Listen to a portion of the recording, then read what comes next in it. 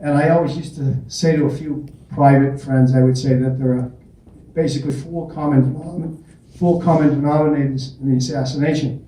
Number one, there are a lot of homosexuals in this case. In fact, that's why Garrison called it a homosexual thrill kill, which might be hyperbole, but there's a certain amount of that. There are an awful lot of gay folks that were involved in this capacity, or alleged gays and so forth.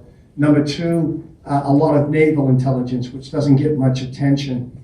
Number three, all the big boys played high-stakes poker games together. And a lot of the decisions that were made in back rooms and bars and so forth, playing high-stakes poker games. And number four, a lot of Masons. And the thing I wanted to add was that almost all of the high echelon folks in the Texas connection were all Masons. And I want to add one more ingredient to it. There's a kind of overlapping of Masons, John Birch Society, Minutemen, White Citizens Council, Ku Klux Klan, and other extreme right-wing groups like that. And a lot of them were like members of all of them, so to speak. And the most important thing I think that the lady said was that code of silence.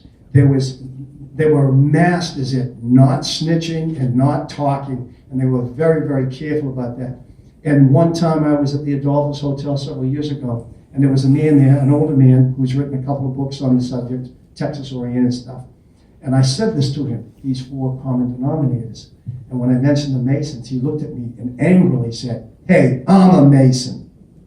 And I looked right at him and I said, "Well, then you know what I'm talking about." And he looked at me and said, "Yeah."